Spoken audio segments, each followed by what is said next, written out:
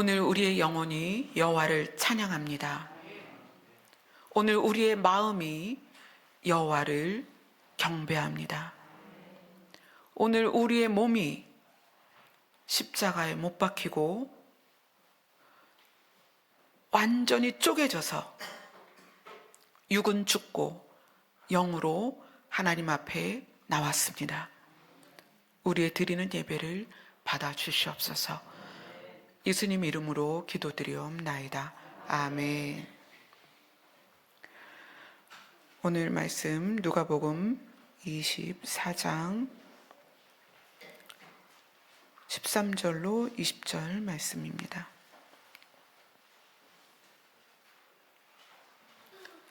함께 읽겠습니다. 시작.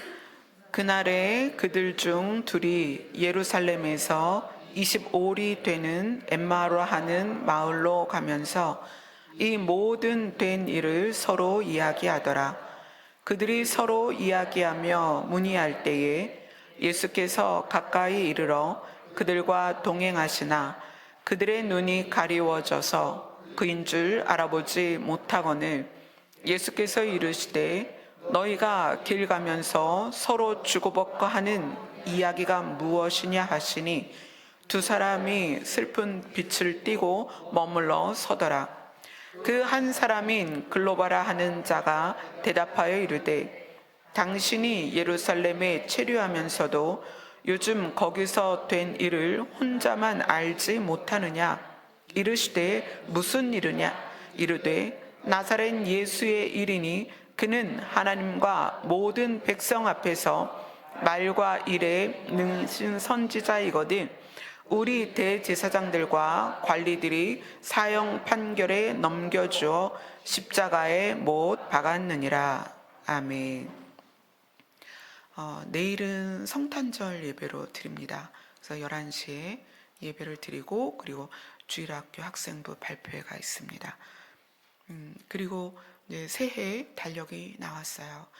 여기 현장 예배를 드리는 분들에게는 이제 다음 주일날 나누어 드리겠지만 인터넷으로 예배 드리는 해외에 계신 성도님들과 또 지방에 계신 성도님들은 달력 신청을 해주세요. 신청을 해주실 때 주소, 성함, 전화번호 꼭 기재해 주시고요. 그리고 왜 주소를 기재를 해 주셔야 되냐면 저희들이 기존 주소로 보내드리면 반송되는 게 꽤 많아요. 그 달력이 예산을 떠나서 미국까지 갔다가 배 타고 돌아오는 경우도 있고요. 저기 다른 나라로 갔다가 돌아오는 경우가 있어서 신청하시는 분들은 꼭 주소를 기재해 주시면 감사하겠습니다. 자, 오늘 본문에서는 우리가 지난주까지는 예수님이 십자가 위에서 하신 말씀들 중에서 우리가 알아야 될 말씀들을 함께 꽤 여러 달 나눴어요. 근데 오늘은 십자가에서 죽으셨다가 부활하시고 나서 부활하시고 예수님이 이 누가복음에서 제자들을 만나 처음 하신 이야기가 나오는 대목이에요. 그래서 오늘 본문 보면 누가복음 24장 13절이 이렇게 시작합니다. 그날에, 여기서의 그날은 24장 1절에 나옵니다. 이 그날이 언제냐면 안식 후 첫날 새벽에 이렇게 나와요. 그러니까 안식 후 새벽, 첫날 새벽에, 안식 후 첫날이 다른 성경에서는 주간의 첫째 날에, 그러니까 월요일이겠죠. 이 한 주간의 첫째 날에, 안식 후 첫날에, 주간의 첫째 날에 그들 중 둘이, 그러면 이 그들은 누구냐? 이 안식 후 첫날 새벽에 여자들이 예수님의 몸에 향품을 바르려고 향품을 가지고 무덤에 갔습니다. 근데 예수님의 무덤, 그때 당시의 무덤의 특징이 굴을 파고 그 굴 앞에 돌을 막아 놓는 그런 형식의 무덤이었기 때문에 그 무덤 앞에 갔는데 돌이 굴려서 옮겨져 있었어요. 그러니까 무덤 문이 열려 있는 거겠죠. 그래서 여자들이 깜짝 놀라서 들어가 봅니다. 근데 주 예수의 시체가 보이지 않았습니다. 그래서 이 여인들이 막 근심하고 우리 주님의 몸이 어디 갔을까 그랬을 때 문득, 자, 24장 4절을 같이 읽겠습니다. 시작. 이로 인하여 근심할 때에 문득 찬란한 옷을 입은 두 사람이 곁에 섰는지라. 천사들이죠. 찬란하다는 건 빛이 막 난다는 거예요. 천사 둘이 서 있는 거예요. 예수님 무덤 안에. 그러니까 여자들이 무서워서 엎드려서 얼굴에 땅을 대고 이 두 사람이 하는 이야기를 좀 듣습니다. 천사가 이야기를 하는 거예요. 어찌하여 살아있는 자를 죽은 자 가운데서 찾느냐? 여기 계시지 않고 살아나셨느니라. 갈릴리에 계실 때에 너희에게 어떻게 말씀하셨는지를 기억하라. 예수님이 이르시기를, 예수님이 그러지 않았니? 인자가 죄인의 손에 넘겨져 십자가에 못 박히고 제3일에 다시 살아나야 하리라 하셨느니라 한데, 이거는 이제 천사가 지금 이야기를 해줘요. 그들이 예수님의 말씀을 기억합니다. 여인들이에요. 그래서 무덤에서 돌아가 이 모든 일을, 그 천사를 만나고 예수님의 시신이 사라지고 무덤의 문을 막고 있던 돌이 굴려져 있고, 그 다음에 천사가 예수님이 한 말을 기억나게 했죠. 이 모든 것을 11사도와 다른 모든 이에게 알렸습니다. 11사도 말고도 여러 제자들이 있었습니다. 그것을 다른 모든 이 이렇게 표현했죠. 그들에게 알렸습니다. 이 이야기를 들었던 그들 중에 누구냐면 두 사람이 예루살렘에서 25里되는 엠마오라 하는 마을로 가면서 이 모든 된 일을 서로 이야기하더라. 그들이 서로 이야기하며 문의할 때, 그들이 서로 이야기하며 추론할 때, 그러니까 예수님의 죽으심과 또 여인들이 무덤에서 예수님이 사라졌다 하는 이야기들을 추론하며 이야기를 하고 있는데, 예수께서 가까이 이르러 그들과 동행을 하십니다. 근데 그들의 눈이 가려져서 그분을 알아보지 못하더라. 예수님을 알아보지 못하는 거예요.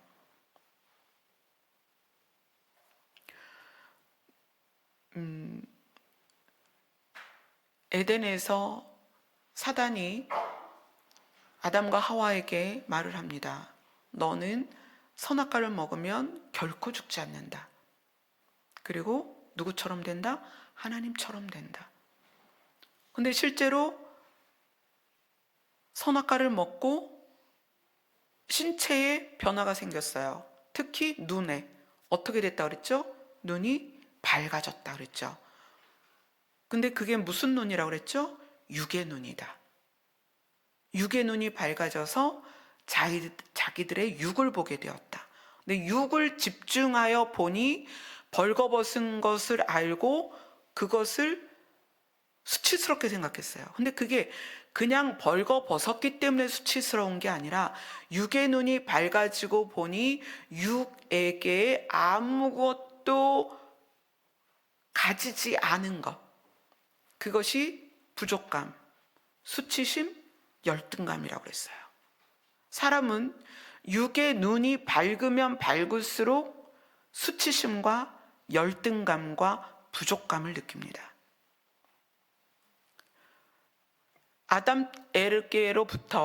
아담과 하와에게로부터 인류는 육의 눈이 점점 더 밝아졌어요. 그래서 육에 대하여 집중하는 그 집중도가 너무나 강해서 많은 사람들과 있을 때 그것이 더 강력하게 발동이 됩니다. 그래서 더 나를 눈여겨보고 내가 타인과 비교되어 뭐가 부족한지, 뭐가 없는지, 뭐 때문에 내가 그와 비교가 되는지를 더 집중한다는 거예요. 근데 여기에서는 그들의 눈이 가려졌다. 여기서 눈이 가려진 건 어떤 눈일까요? 영의 눈이라는 거예요.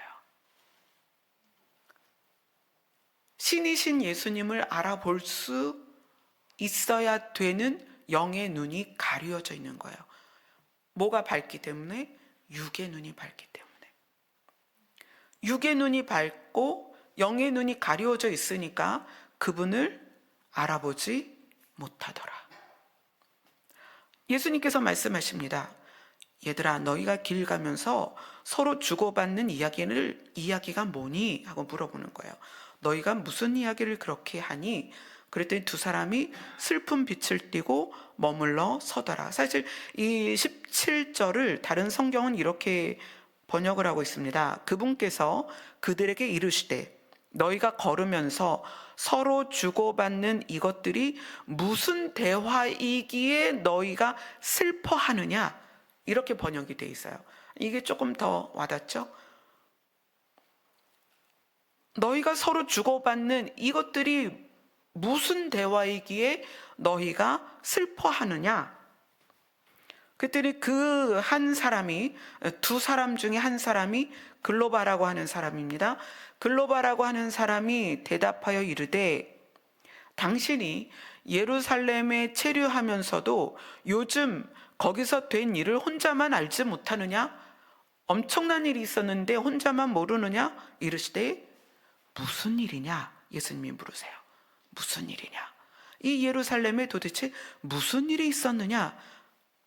이르시되 나사렛 예수의 일이니 그는 하나님과 모든 백성 앞에서 말과 일에 능하신 선지자이거늘 우리 대제사장들과 관리들이 사형 판결에 넘겨주어 십자가에 못 박았느니라.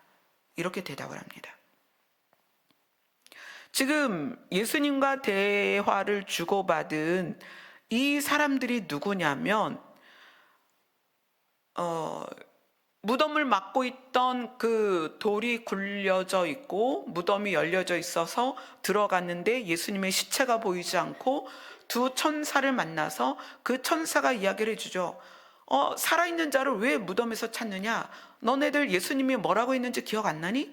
그래서 이 여인들이 기억을 하죠. 아, 예수님이 팔리고 죽임을 당하고 사흘 만에 살아날 거라고 하셨는데 정말이구나. 그리고 달려가서 11 제자와 그리고 그 제자들과 함께 있는 핵심 멤버들이에요. 예수님을 따라다녔던 핵심 멤버들에게 그 이야기를 다 알려줬습니다.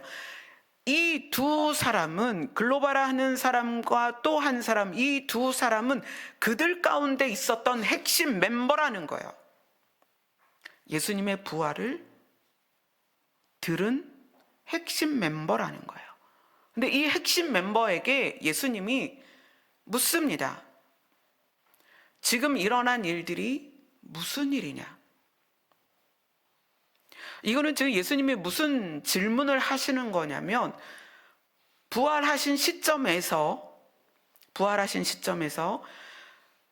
지금 이 제자들 11 제자와 나머지 핵심 멤버들은 부활하신 시점 이전에 3년 반이라는 그 기간을 예수님과 동행했던 사람들이고 예수님이 하셨던 모든 말씀을 30년이 된 것도 아니고 300년이 된 것도 아니고 3년 반 안에 하신 모든 말씀을 동거동락하면서 들었던 사람들이라는 거예요. 그들에게서 십자가 사건 이후에, 십자가 사건 이전과 십자가 사건 이후에 너희들이 뭐가 달라졌느냐를 지금 묻는 거예요. 너희들이 직접 보지 않았니? 내가 너희들에게 말한 것이 그대로 이루어졌고 내가 십자가에 매달렸고 죽었고 내가 살아났다. 너희들이 살아났다라는 이야기까지 들었어. 너희에게 나의 사역이 무슨 의미니? 너희에게 나의 이 세상의 옴과 십자가에서 죽음과 살아남이 너희에게 무슨 의미니? 라는 것을 좀 묻고 있는 거예요. 그런데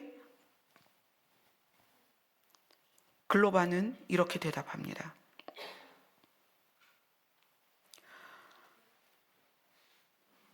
하나님과 모든 백성 앞에서 말과 일에 능하신 선지자가 죽었다. 이렇게 얘기를 하는 거예요. 예수님이 제자들과 다니면서 수없이 하신 말씀이 뭐예요? 내가 하나님의 아들이다. 하나님이 나를 보내셨다. 나로 말미암지 않고는 아버지께로 갈 자가 없다. 내가 곧 길이요 진리요 생명이니 나로 말미암지 않고는 아버지께로 갈 자가 없다. 회개하라. 천국이 가까이 왔느니라. 예수님은 3년 반 동안 제자들과 또 만났던 수많은 사람들에게 전했던 것이 천국 복음이에요. 그리고 내가 하나님의 아들이다. 내가 너희들의 죄를 사러 왔다. 내가 너희들 대신 죽는 거다. 수많은 말씀을 하셨고 실제로 십자가에서 죽으셨고 그리고 살아나셨단 말이에요. 그 상태를 쭉 지나온 제자들, 핵심 멤버에게 찾아가서 이 모든 일들이 너에게 무슨 의미냐를 묻는 거예요. 근데 클로바가 대답하는 거예요.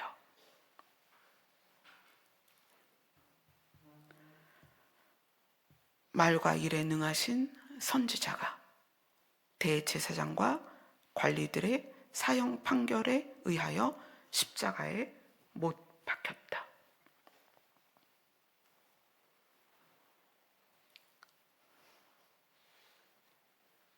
예수님이 부활하신 후 지금 2000년의 시간이 지났습니다.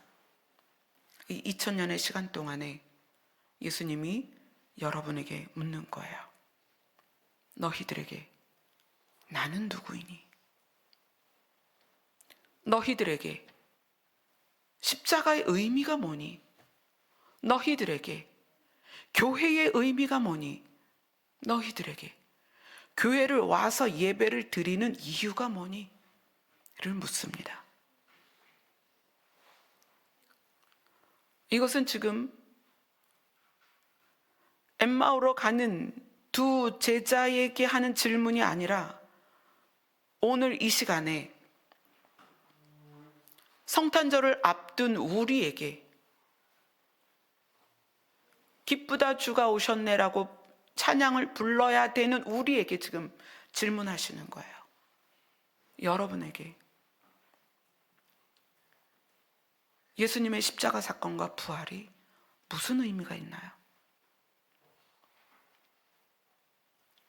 이것은 여러분이 여러분의 입을 열어서 고백할 수 있어야 됩니다.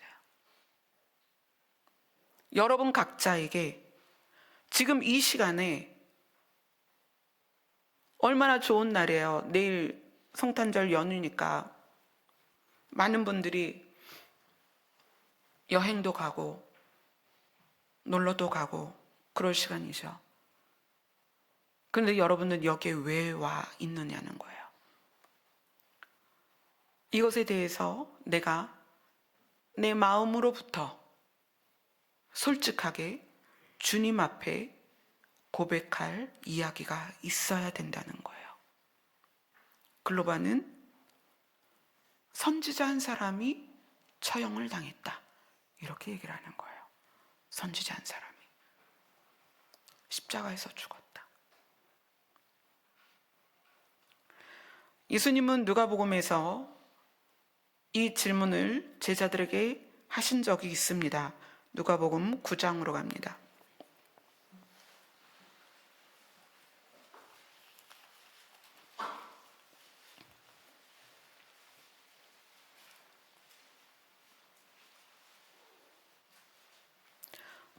누가복음 9장 18절을 같이 읽겠습니다. 시작. 예수께서 따로 기도하실 때에 제자들이 주와 함께 있더니 물어보시되 무리가 나를 누구라고 하느냐.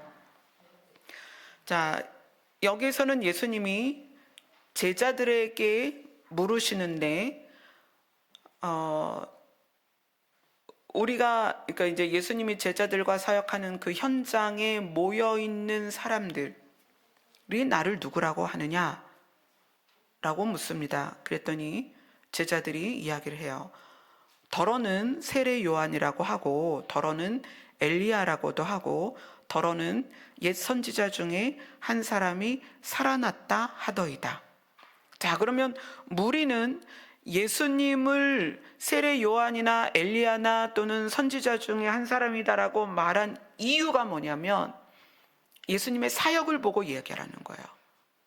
예수님의 사역 안에 드러난 일들을 보고 그렇게 이야기를 하죠. 그래서 예수님이 묻습니다. 그러면 너희는 나를 누구라고 하느냐라고 묻습니다.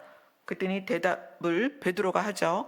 20절을 같이 읽습니다. 시작. 예수께서 이르시되 너희는 나를 누구라 하느냐? 베드로가 대답하여 이르되 하나님의 그리스도시니이다 하니. 베드로가 한 말은 예수님이 누구냐면 구약에서 그 선지자들을 통하여서 너희들을 구원할 메시아가 올 것이다라고 말했던, 그렇게 예언되었던, 계시되었던 메시아다, 하나님이 보내시기로 한 그리스도다라고 얘기를 하는 거예요.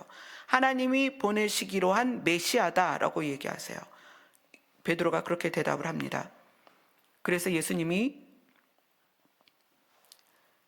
22절을 같이 읽습니다. 시작.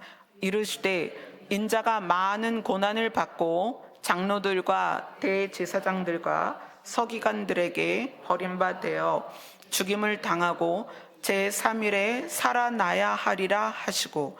자, 여기에서 예수님은 자기가 어떻게 죽고 얼마 만에 살아날 것인지를 분명하게 제자들에게 가르치십니다. 그리고 나서 23절부터 26절까지 같이 읽습니다. 시작. 또 무리에게 이르시되 아무든지 나를 따라오려거든 자기를 부인하고 날마다 제 십자가를 지고 나를 따를 것이니라. 누구든지 제 목숨을 구원하고자 하면 잃을 것이요 누구든지 나를 위하여 제 목숨을 잃으면 구원하리라. 사람이 만일 온 천하를 얻고도 자기를 잃든지 빼앗기든지 하면 무엇이 유익하리요? 누구든지 나와 내 말을 부끄러워하면 인자도 자기와 아버지와 거룩한 천사들의 영광으로 올 때에 그 사람을 부끄러워하리라. 오늘 여기에서 예수님이 하신 말씀은 예수님이 하나님의 그리스도, 하나님이 보내시고자 계획하셨던 메시아라는 것이 믿어진 성도들, 우리 각 사람이에요. 각 사람이 이 땅에서 살 때 어떻게 살아야 되는지를 분명하게 예수님이 말씀하신 부분입니다. 아무든지 나를 따라오려거든. 근데 이 따라오려거든은 뭐하고 연결해야 되냐면 예수님이 제3일에 살아나야 하리라 하시고 22절이 그렇게 마무리가 돼요.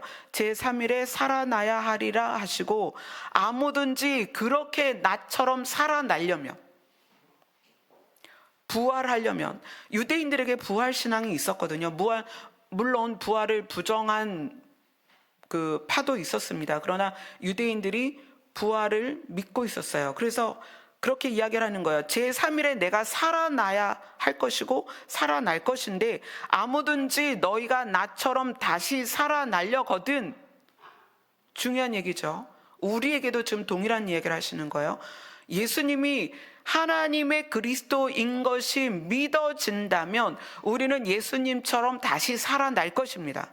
그런데 예수님처럼 다시 살아나는, 나를 따라오려거든, 예수님의 삶을 따라오려거든 자기를 부인하고 날마다 제 십자가를 지고 나를 따를 것이니라.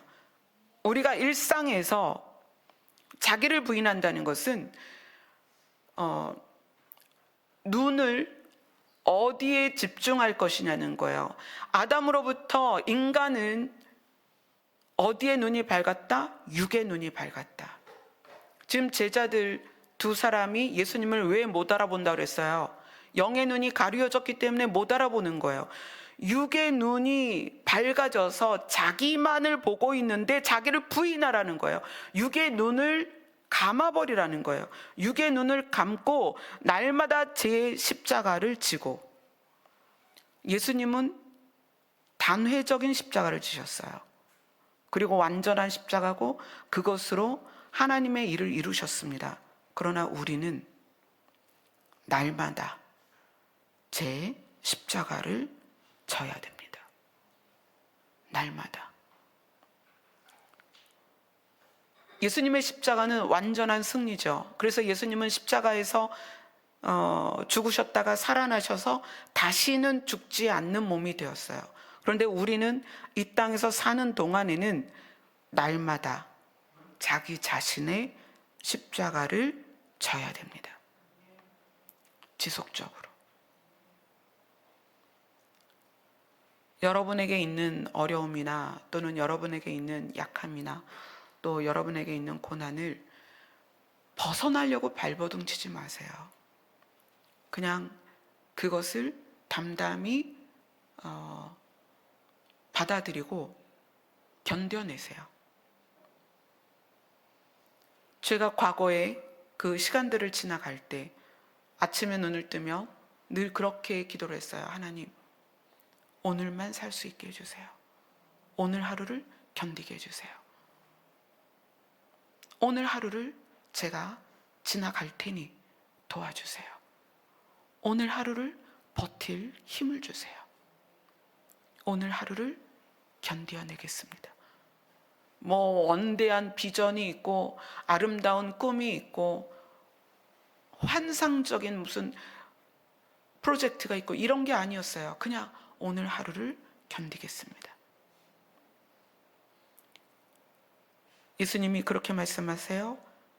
너희의 육체를 부인하고 날마다 자기 십자가를 지고 나를 따를 것이니라. 누구든지 제 목숨을 구원하고자 하면, 여기서 목숨은 생명과는 반대되는 개념이에요. 이 목숨은 육에 속한 것이고요. 성경에서 말하는 생명은 영원한 영생을 말하는 거예요. 그래서 그걸 구별하기 위해서 여기서 목숨이라고 그랬죠. 그래서 누구든지 육을 살리려고 하면 잃을 것이요. 누구든지 나를 위하여 자기 육을 잃으면 구원하리라. 육이 죽으면 영이 삽니다. 육이 살면 영이 죽습니다. 우리는 중간에서 선택을 해야 되는 거예요. 그래서 예수님이 너희는 날마다 육을 죽이고 육을 살리기 위해 노력하지 말고 무엇에 전념해라? 영을 살리기 위해 전념을 해라. 사람이 만일 온 천하를 얻고도 자기를 잃든지 빼앗기든지 하면 무엇이 유익하리요? 이것은 영적인 해석으로 한다면 하나님의 나라가 임했을 때 내가 그 자리에 없으면 하나님의 나라가 무슨 소용이 있냐는 거예요. 새하늘과 새 땅이 시작이 되고 눈물이 없고 어둠이 없고 사망이 없는 그 나라가 펼쳐진다고 해도 내가 거기에 없으면 그것이 무슨 소용이 있냐는 거예요. 여러분, 그것을 반드시 취해야 됩니다. 그러면 어떻게 해라? 육의 눈을 감아야 된다는 거예요. 육의 눈을 뜨지 말라는 거예요.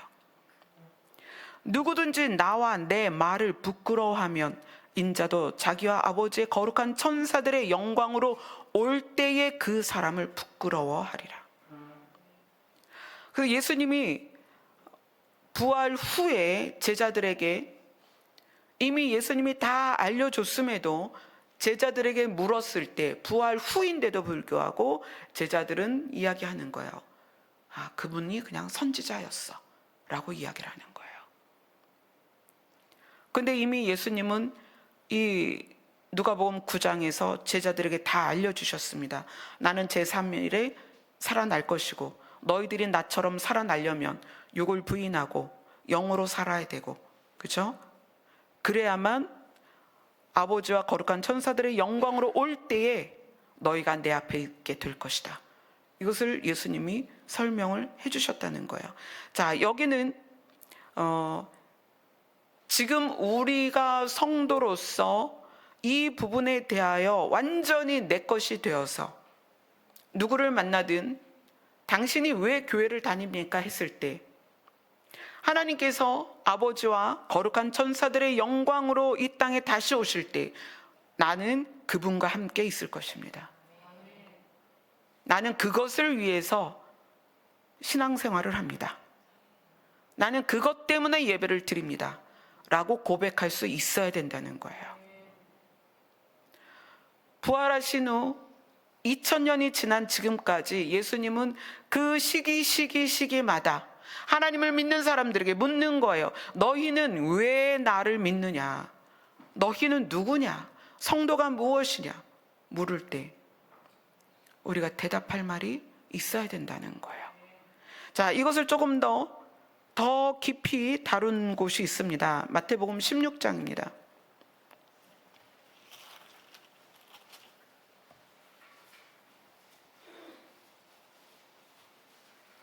마태복음 16장 13절에서 15절까지입니다. 마태복음 16장 13절에서 15절까지 같이 읽습니다. 시작. 예수께서 빌립보 가이사랴 지방에 이르러 제자들에게 물어 이르시되 사람들이 인자를 누구라 하느냐? 이르되 더러는 세례 요한, 더러는 엘리야, 어떤 이는 예레미야나 선지자 중에 하나라 하나이다. 이르시되 너희는 나를 누구라 하느냐? 자, 여기에서 지금 예수님이 제자들에게 묻는 장면이 누가복음과 똑같이 나옵니다.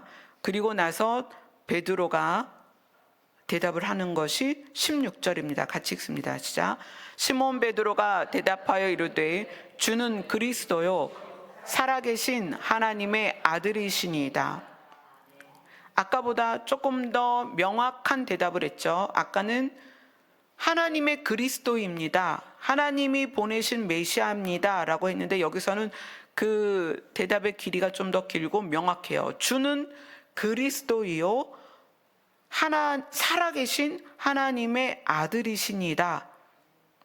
당신이 눈에는 보이지만 당신은 신입니다. 라고 대답하는 거예요. 당신은 우리와 함께 있지만 당신은 신입니다. 하나님의 아들입니다. 이렇게 고백해요. 그러니까 예수님이 대답하세요. 17절을 같이 읽습니다. 시작.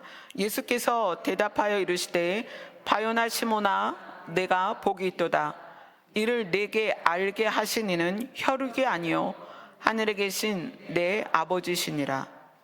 여러분이 만약 주는 그리스도시요 살아계신 하나님의 아들입니다라는 게 믿어진다면 그 믿음은 하나님이 여러분을 도우시고 은혜를 주신 거예요. 이것이 아무에게나 누구에게나 고백되는 고백이 아니라는 거예요. 하나님이 도우시고 은혜를 주시지 않으면 이 고백을 할 수가 없어요. 만약에 여러분이 주는 그리스도시요 살아계신 하나님의 아들입니다라고 고백할 수 있다면 그것이 은혜라는 거예요. 그리고 나서 예수님이 이렇게 말씀하십니다. 18절을 같이 읽습니다. 시작. 또 내가 내게 이르노니 너는 베드로라. 내가 이 반석 위에 내 교회를 세우리니 음부의 권세가 이기지 못하리라. 바요나 시몬에게 예수님이 다른 이름을 주십니다. 너는 베드로다. 베드로는 반석이란 뜻이에요. 예수님도 반석이다라고 다른 성경에서 이야기하죠. 그런데 이 반석 위에 내 교회를 세우는데 이 반석이 뭐냐면 주는 그리스도시요 살아계신 하나님의 아들입니다라고 고백하는 사람들을 말하는 거예요. 그 고백 위에 교회가 세워지는데 이 교회는 에클레시아, 그러니까 그렇게 고백하는 사람들이 모인 곳이 교회입니다. 그러면 여러분들이 교회를 다니고 있다면 교회를 다니고 있다면, 예배를 드리고 있다면 여러분들은 무엇이라고 고백할 수 있어야 되냐면, 주는 그리스도시요 살아계신 하나님의 아들입니다라고 고백할 수 있어야 된다는 거예요. 여러분이 어딜 나가서라도 교회 다니니? 교회에서 뭐해? 나는 살아계신 하나님의 아들을 예배해. 살아계신 하나님께 예배해. 나는 살아계신 하나님을 믿어. 라는 것이 여러분의 입에서 그냥 나올 수 있어야 돼요. 거기 가니까 마음이 편해. 거기 가니까 재밌어. 거기 가면 날 잘해줘. 이게 아니라는 거예요. 여러분, 여기는 고급화된 친목단체가 아닙니다. 여러분의 교양의 퀄리티를 높이는 곳이 아니라는 거예요. 여기는 배운 자든 못 배운 자든 가진 자든 못 가진 자든 직업이 좋든 나쁘든 상관없이 모두 어떤 사람이 모이는 곳이냐? 주님 그리스도시요 살아계신 하나님의 아들입니다라고 고백하는 사람들이 그분에게 예배를 드리기 위해 모인 곳이라는 거예요. 여러분, 여기서 친목단체처럼 활동하지 마세요. 여기에서 무슨 봉사단체처럼 하지 마세요. 물론 그것들이 부수적으로 들어있기는 하지만 그것이 주 목적이 아니라는 거예요. 교회의 목적은 살아계신 하나님과 그분의 아들의 이름으로 모여서 예배를 드리는 거예요. 누구에게? 하나님께. 그것이 주기 때문에 부수적인 건 여러분 쳐다도 보지 마세요. 부수적인 게 부족해요?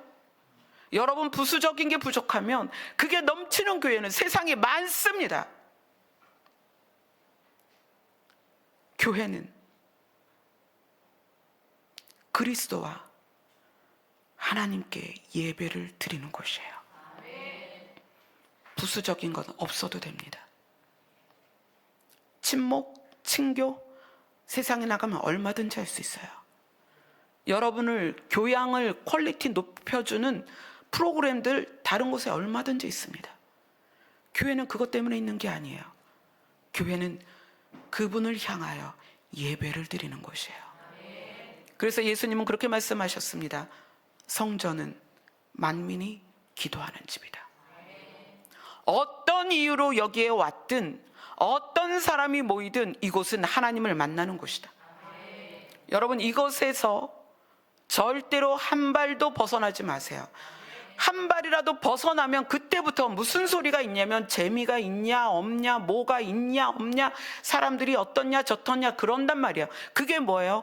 육의 눈이 밝아져서 육적인 것에 눈을 두고 영의 눈이 흐려지니까 주가 보이지 않는다는 거예요. 그리스도가 보이지 않아요. 하나님이 보이지 않아요. 주와 하나님이 중요하지 않다는 거예요. 그리고 나서 예수님이 굉장히 중요한 이야기를 하십니다.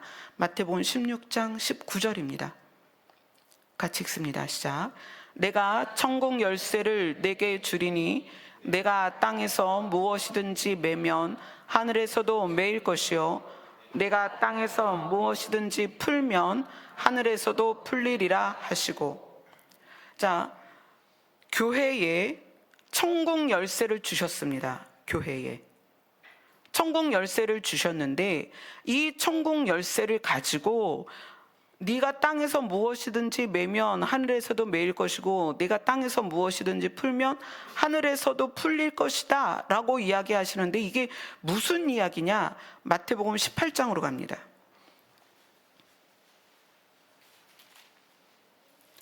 마태복음 18장 15절부터 17절까지 같이 읽습니다. 시작. 내 형제가 죄를 범하거든 가서 너와 그 사람과만 상대하여 권고하라. 만일 들으면 내가 내 형제를 얻은 것이요 만일 듣지 않거든 한두 사람을 데리고 가서 두세 증인의 입으로 말마다 확증하게 하라.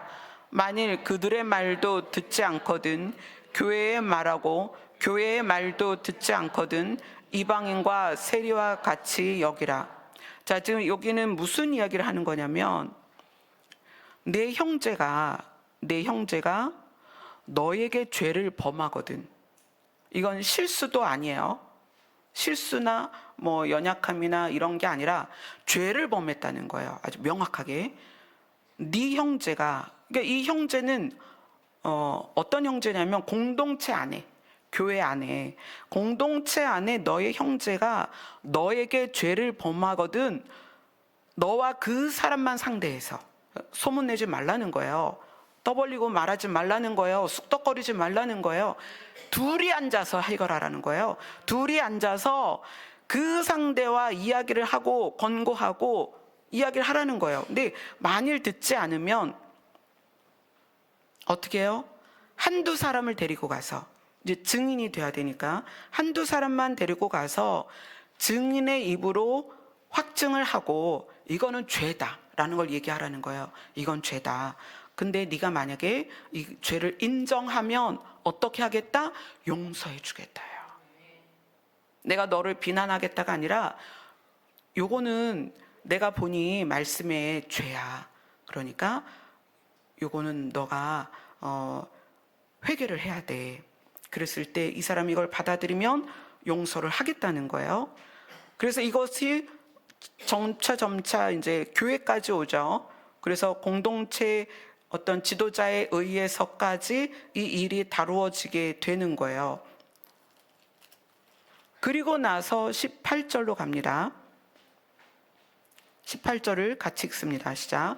진실로 너희에게 이르노니 무엇이든지 너희가 땅에서 매면 하늘에서도 매일 것이요 무엇이든지 땅에서 풀면 하늘에서도 풀리리라. 이 말씀이 나오죠. 아까 교회에 대한 말씀하고 지금 여기에서 용서에 대한 걸 좀 이야기하는 거예요. 왜 이 말씀이 나오느냐? 에클레시아가 주는 그리스도시요 살아계신 하나님의 아들입니다라고 고백하는 사람들이 모였다는 것은 어떤 특징이 있냐면 사망 가운데 있고 죄 가운데 있는 사람들이 건짐을 받은 상태로 모였다는 거예요. 예수님을 믿었기 때문에 건짐을 받은 거예요. 그래서 이 건짐을 받은 사람들이 서로 안에서 죄가 있을 때 그것에 대하여 용서를 해야 된다는 전제를 가지고 지금 예수님이 이야기를 해주시는 거예요. 자, 그 18장에 21절, 22절 같이 읽습니다. 시작.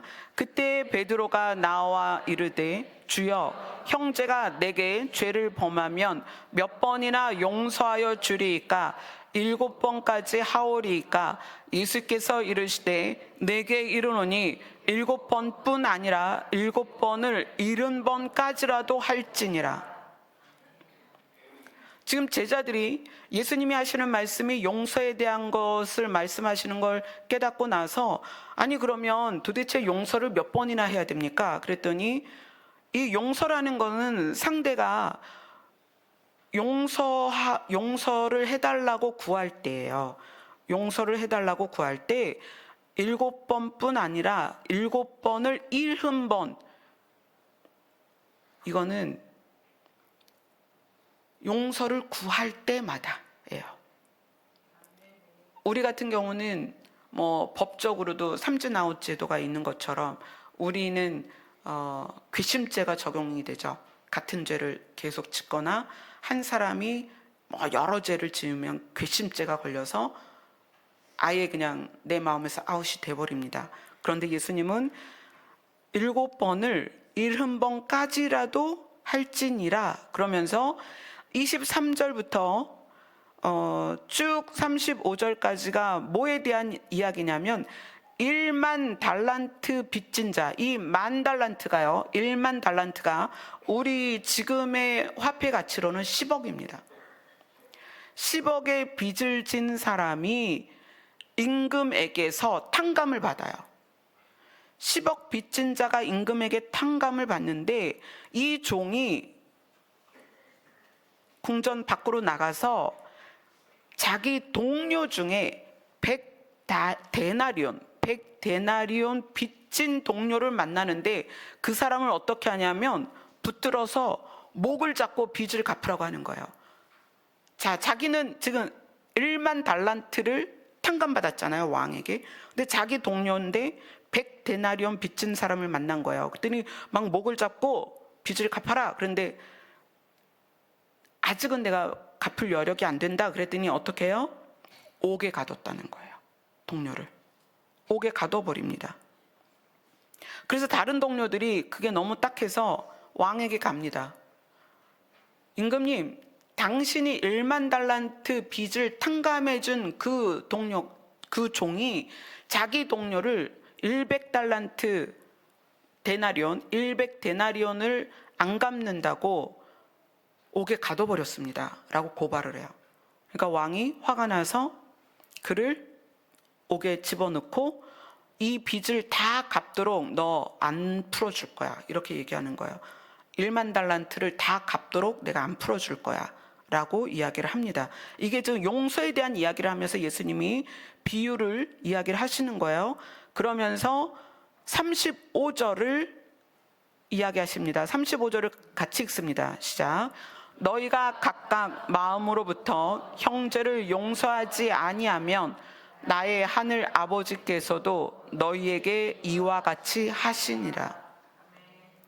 자, 그러면은 아까 읽었던 마태복음 16장으로 가서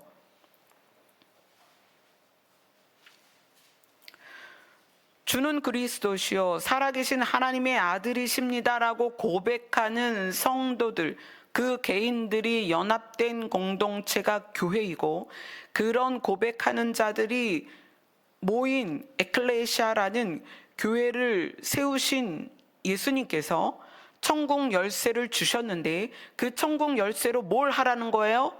용서를 하라는 거예요. 왜냐하면 너희가 1만 달란트 빚진 자였는데 하나님께서 너를 탕감해 주셨으니 100데나리온 빚진 너희의 동료들에 대하여 용서를 하라는 거예요. 천국 열쇠를 주신 이유가 뭐다? 용서해라. 자, 왜 그게 중요하냐면 하나님이 우리를 용서하셔서 우리가 죄가 없어졌기 때문에 에클레시아가 된 것입니다.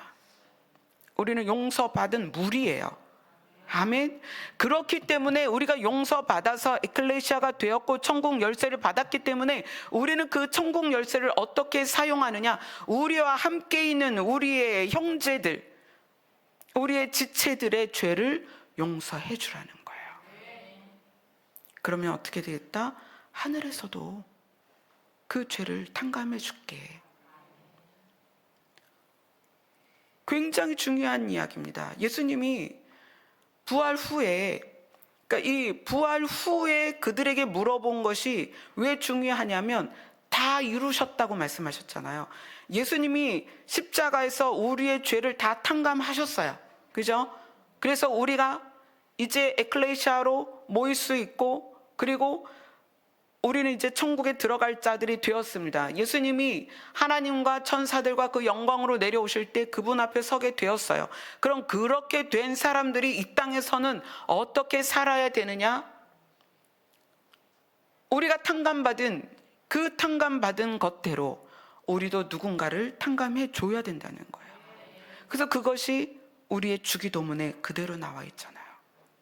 우리가 우리에게 죄 지은 자를 용서한 것 같이 아버지도 우리를 용서하여 주옵소서.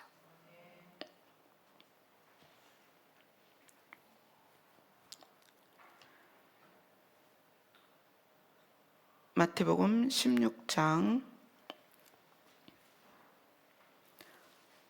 우리가 이제 마태복음 16장에서 그 천국 열쇠에 대해서 이야기를 했죠. 그리고 쭉 가다가 보면 24절부터 같이 읽겠습니다. 24절부터 27절까지 같이 읽겠습니다. 시작. 이에 예수께서 제자들에게 이르시되 누구든지 나를 따라오려거든 자기를 부인하고 자기 십자가를 지고 나를 따를 것이니라. 누구든지 제 목숨을 구원하고자 하면 잃을 것이요 누구든지 나를 위하여 제 목숨을 잃으면 찾으리라. 사람이 만일 온 천하를 얻고도 제 목숨을 잃으면 무엇이 유익하리요? 사람이 무엇을 주고 제 목숨과 바꾸겠느냐? 인자가 아버지의 영광으로 그 천사들과 함께 오리니 그때 각 사람이 행한 대로 갚으리라. 아멘. 자, 우리가 주님이 주신 천국 열쇠를 가지고 그렇게 용서하며 이 땅에서 살면 어떻게 하시겠다? 근데 사실 그 용서라는 게 타인이 나에게 죄를 짓는 거에 대부분은 나에게 피해를 주는 거예요. 그래서 사실 용서가 어렵죠. 재산적인 피해든 명예든 또 애매한 고난을 주든 사실은 나에게 피해를 주는 거예요. 근데 육의 눈이 밝아지면 밝아질수록 내가 피해당하는 거를 견디질 못하죠. 그래서 에덴에서 선악과를 먹고 육의 눈이 밝아졌을 때 나타난 현상이 뭐다? 하나는 아무것도 가지지 않은 아담과 하와가 가져야만 하는 심리 상태가 됐죠. 그것을 욕심이다. 욕심이다. 원래 우리는 하나님이 공급하시는 것으로 충분히 살 수 있습니다. 지구상의 모든 것이 다 하나님 것입니다. 그 어떤 것도 처음부터 사람 것이었던 건 없습니다. 왜냐하면 모든 게 만들어진 다음에 사람이 태어났어요. 맞죠? 하나님이 천지를 창조하시고 마지막에 사람을 만드셨다는 것은 모든 게 하나님 것인데 그 모든 것의 주권을 가지고 계신 하나님이 우리에게 그걸 쓰라고 주신 거예요. 하나님 거란 말이에요. 그런데 그래서 아담과 하와는 자기 몸에 두를 게 필요가 없는 거예요. 하나님이 주신 것을 그대로 사용하며 살면 되는데 육의 눈이 밝아지니까 이것도 있어야 되고 저것도 있어야 되고 이렇게 해야 되고 저렇게 해야 되고 눈은 어때야 되고 머리는 어때야 되고 명품 뭘로 발라야 되고 뭘로 들어야 되고 뭘 입어야 되고 욕심이란 말이에요. 그 다음에 또 하나가 뭐라고 그랬어요? 자기 방어. 육의 눈이 강하면 강할수록 자기 방어가 강합니다. 자기를 변호하거나 아니면 자기를 지키기 위해서 공격적이거나 아니면 자기를 감추기 위해서 거짓말을 하거나 그게 자기 방어예요. 육의 눈이 밝으면 밝을수록 공격적이고 자기 방어가 강합니다. 또는 자기를 드러내죠. 나는 이렇게 좋은 사람이야 라고 자기를 계속 설명합니다. 나는 이런 일을 했고 이렇게 했고 그래서 남들이 나를 뭐라고 좋게 얘기하고 이걸 계속 얘기해요. 현대가 PR 시대라고 하지만 왜 우리는 자꾸 PR을 하나요? 육을 드러내기 위해서 PR을 하는 거예요. 육의 눈이 강해지니까. 육의 눈이 강할수록 용서하지 못합니다. 억울하니까. 내가 손해받고 피해를 받기 때문에 용서를 못해요. 천국 열쇠로 뭘 해라? 용서해라. 여러분이 예수님을 하나님의 아들이라 믿고 그분의 십자가 사역과 부활이 우리로 하여금 부활을 가능하게 하시고 우리로 하여금 주와 하나님께서 천사들과 함께 이 땅으로 오실 때에 그분 앞에 서게 된다는 게 믿어진다면 이제 여러분에게 쥐어진 천국 열쇠로 용서하세요. 많은 사연들이 있을 것입니다. 용서가 어렵다면 내 안에 있는 분노부터 가라앉히세요. 그리고 내가 아버지로부터 1만 달란트 탕감받은 자다라는 것을 늘 기억하세요. 그리고 여러분이 소유하게 된 하나님의 나라, 그것의 가치를 깨달으셔야 됩니다. 예수님이 2000년이 지난 지금도 우리에게 물으십니다. 이 예루살렘에 있었던 일이 무슨 일이냐라고 물으십니다. 예루살렘에서 있었던 일의 의미가 무엇이냐고 물으십니다. 예루살렘에 있었던 그 사건의 가치가 무엇이냐고 물으십니다. 예루살렘에 있었던 그 사건이 너와 무슨 상관이냐고 물으십니다. 예루살렘에 있었던 그 사건이 너를 어떻게 변화시켰냐고 물으십니다. 예루살렘에 있었던 그 사건이 너에게 무슨 의미냐고 물으실 때 여러분이 주님 앞에서 할 말이 있어야 됩니다. 오늘은 이제 그것이 여러분에게 되새김이 되었으면 좋겠습니다. 내가 주를 만나면 무엇이라고 고백할까? 내가 주님 앞에 서면 무엇이라고 주님 앞에 말씀을 드릴까? 그것이 여러분 안에 정립이 되는 시간이 되었으면 좋겠습니다. 기도하겠습니다.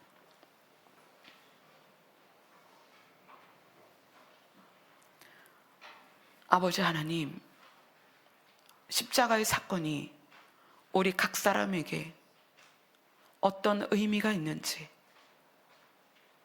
나와 무슨 상관이 있는지, 또 나에게 무슨 가치가 있는지, 그 예루살렘에 있었던 그 처참한 현장과 그 부활의 놀라운 기적이 나와 무슨 상관인지 깨닫고 기억하는, 그래서 우리에게 소유된 천국 열쇠로 마음껏 용서하며 살아가게 하여 주시옵소서. 예수님 이름으로 기도드리옵나이다. 아멘. 손드리겠습니다.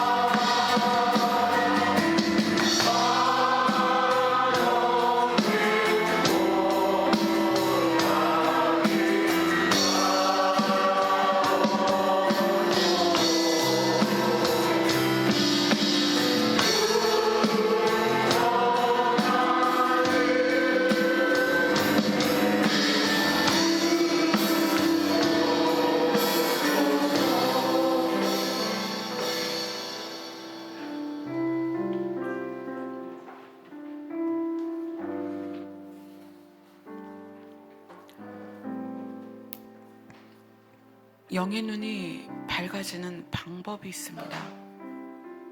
영의 눈이 밝아지는 방법은 하나님의 나라를 추구하는 것입니다. 우리가 가야 할 곳, 마침내 우리가 영원히 살 곳, 하나님과 함께 사는 곳, 그 하나님의 나라를 생각하고 그 나라를 기억하고 그 나라를 소망하면 여러분의 영의 눈이 밝아집니다. 그러나 이 땅을 사는 것과 나에게 집중하면 영의 눈은 가리워지고 육의 눈이 밝아집니다. 오늘은 주님 앞에 서서 내가 지금 어떤 눈을 뜨고 이 자리에 있는지를 점검하셔야 됩니다. 예수님께서 천사들과 함께 이 땅을 향하고 계십니다. 영의 눈을 뜨지 않으면 그분을 바라보지 못하고 그분 앞에 서지 못합니다. 세상이 흔들리고 만물의 규칙들이 무너져 가고 있습니다. 여러분 기억하세요. 이미 온 세상은 온몸을 비틀며 주의 오심을 고대하고 있습니다. 오늘 기도 시간에는 여러분의 눈이 하나님의 나라를 향하여 고정되고 영의 눈이 열리는 시간이 되기를 기도하시기 바랍니다. 기도하겠습니다.